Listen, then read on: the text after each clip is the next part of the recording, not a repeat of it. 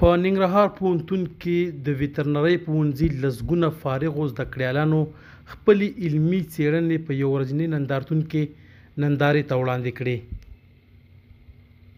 زده کړیالان دغه څېړنې د هېواد ملي ډګر او پرمختګ لپاره ډېرې مهمې بولي. زما د ریسرچونو په لړۍ کې خپل راکړی ریسرچ د لشمانیا ناروغیو واقعاتو څېړنه د لوګر برکې ولسوالۍ کې ده. دغسې کوم پروګرامونه چې په پوهنتونونو کې نیول کېږي دا د محصلینو لپاره د نورو خلکو لپاره ډېر ګټور تمامیږي تر څو عامه پوهاوی خلکو ته ترسره شي او هغه ستونزې چې په ټولنه کې موجودې دي هغو ته د پای ټکی کېښودل شي. نو داسې کوم پروګرامونه چې د محصلینو لپاره جوړیږي دا ډېر ګټور تمامیږي. لکه څرنګه چې تاسو وینئ نن ورځ د ننګرهار پوهنتون ویترنرۍ علومو پوهنځي کې دغسې نندارتون جوړ شوی د تحقیقاتو په هکله باندې. نو زما په فکر باندې دغه تحقیقات او دغه څېړنې د ټولنې لپاره ډېرې زیاتې ګټورې دي، خصوصا د هغو فارمدارانو لپاره چې هغه د حیواناتو ساتنه کوي، که هغه هر قسم حیوانات وي.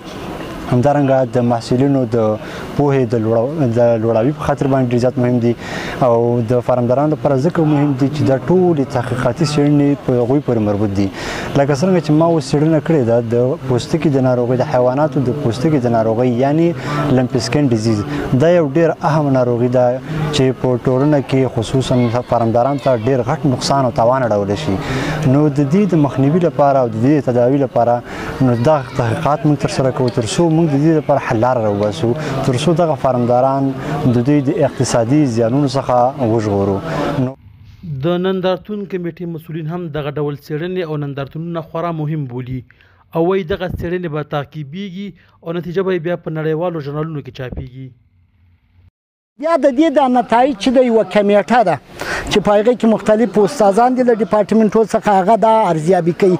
3 نقله دغه څېړنې چاپېږي او یو نقل محصل سره پاتې کېږي، یو د تحقیق په کمیټه کې پاتې کېږي او یو مربوطه ډیپارټمنټ ته وړاندې کېږي. او دغه نتایج موږ دومره توان وو چې په همدغه شکل یې خلکو سره شریک کړو او هغه نتایج چې ډېر اړین یا موږ غواړو چې په علمي ژورنالونو کې، په نړیوالو او ملي ژورنالونو کې هغه چاپ کو تر څو خلک له دې پژواک خبري اژانس د پیښو رښتینې هنداره